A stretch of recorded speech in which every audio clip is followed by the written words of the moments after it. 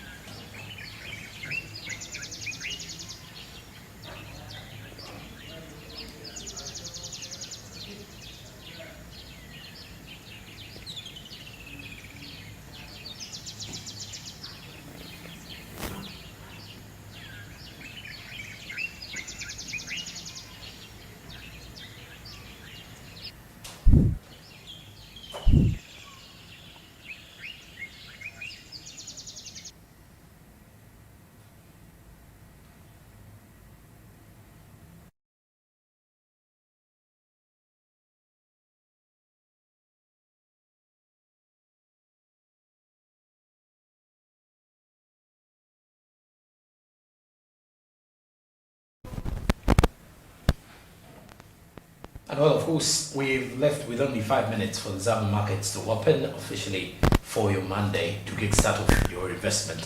So remember to grow your investments, and if you've not registered with the Zambia platform yet, star 292 hash is the USSD code that you definitely need to use to kickstart off your investment. And remember, registration is with your national identification number, and in the next 24 hours you'll be able to invest and grow your investments. And well, of course, as you kickstart off your week, please kickstart off it with a high note of investment values. And remember, with the Zabo platform, with just a minimum of 15,000 Ugandan shillings, it is very simple for you to grow your investments. Zabo, my money, my future, and inspired by Altex East Africa, which does remind you to do something new. Now, with something new can you do today? Choose to invest in government bonds and other securities. Markets are fully closed during the weekends and public holidays. Zabo, my money, my future. Now, we're heading to more of our business trends this morning, and our focus is turning to the Employment Amendment Bill. But joining us this morning is Andrew Barije, who is on set as well as we kickstart off your business mornings. Andrew, good morning. Very good morning, Jerome. How are you doing today? Well, I'm okay, all fired up for what you could say a brand new week that is ahead of us. And of course, I would think so for Mercy as well. Of course, my morning is quite interesting. We are for parents. Are actually busy today. Some parents will come in late actually at workplaces because they have to do their due diligence and responsibility. Make sure that their students, their babies, their children are ready for school today. Well, I think it does say a lot in regards to the fact that when you come to think of it, the week is brand new. The entire weekend was filled up with shopping for school requirements, clearing of fees, and it's going to be the same casual, it's going to be the same normal for this entire week, or even after this particular week. But also on the other hand, from the religious perspective, Catholics and the way to the side of Namugongo. That is for those in Chianja, for the Anglican Church, and then those are the main Catholic shrine in Namugongo. I think this entire week is going to be one filled up with a lot of socio-economic perspectives, but as a matter of fact, the business world doesn't seem to be one to look out for, especially those who are actually dealing in beverages, those who are dealing in non-alcoholic and alcoholic beverages. There's a lot of money to be made around Namugongo.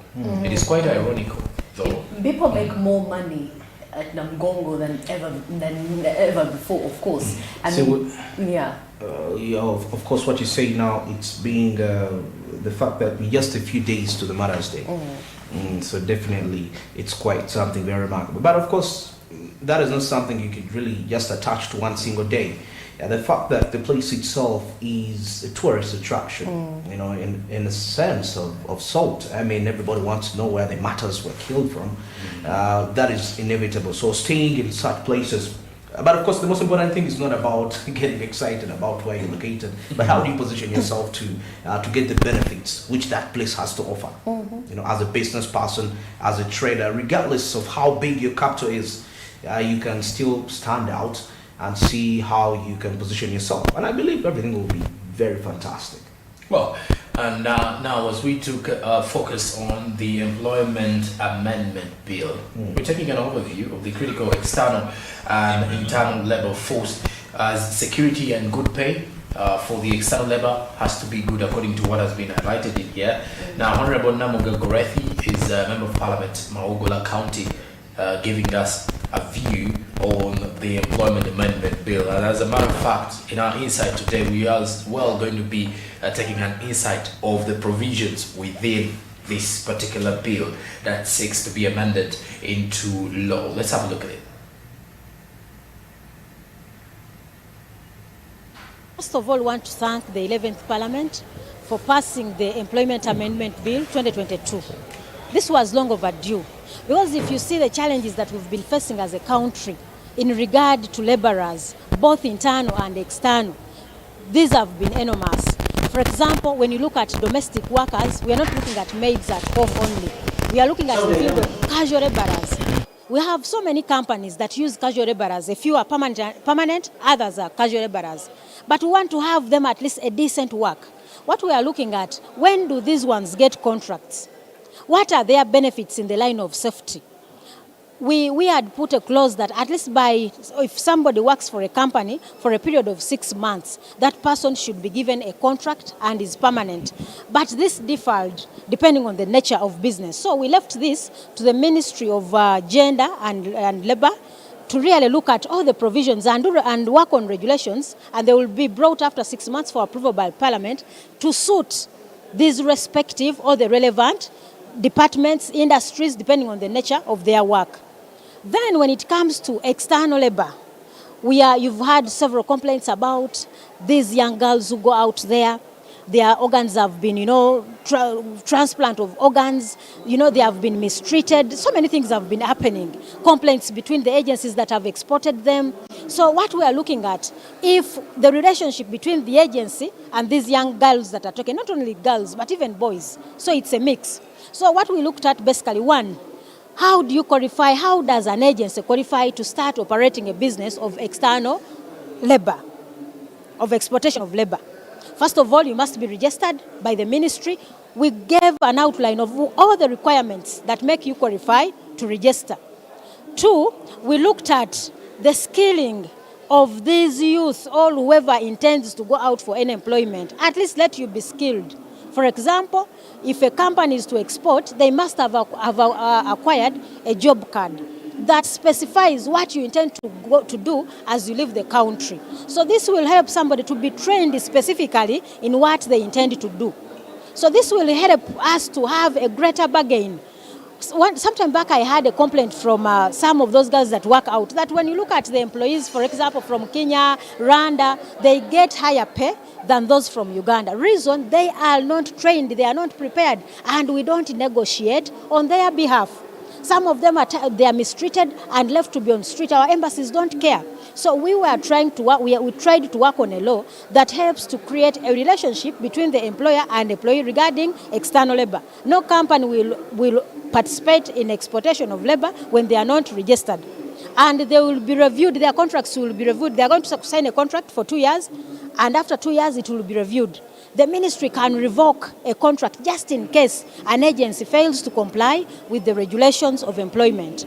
But basically what we want to look at, we are oblivious to the fact that there is a high unemployment rate in Uganda, and we cannot regulate countries that, internationally. But we put it to the agency to ensure that these people they export, or the laborers that they take out, are safe. The country the agency is responsible to take care of the person it has exported, even where they are. It must do a due diligence to ensure that the person they have exported is safe from whichever place they are working for. Two, the money. You don't take someone to work for anything. So we had to ensure that at least if they are trained, they will get a reasonable pay. So basically we are trying to look at how do you ensure that, employment is not a punishment. How do we have a good working relationship between these agencies, the girls they are working for, and even the ministry? So I think this law will help to regulate in terms of, first of all, the agreements and the terms of payment. Let somebody leave the country when they know what they intend to do. Don't tell me that I'm going to work, for example, in a shop, then I get out there, I tell them to sweep on the street.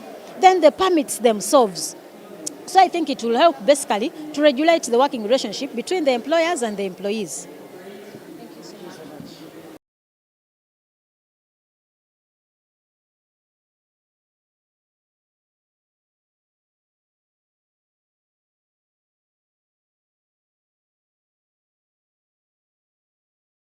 Same. But furthermore, when you look at employment, the reason, one of the biggest worries we need to focus on as a country is looking back at the fact that, one, our employment structures in the country are not favorable to most of the people. And not only because of the money, but also you look at the working conditions, which working conditions at times make it even worse for Ugandans. One, the less pay. Two, the toxicity in most of the workspaces, and this has actually made some Ugandans seek for better employment opportunities out of the country. But well, of course, when you look at lots of other things that can be enrolled into this entire situation of the Employment Amendment Bill 2022,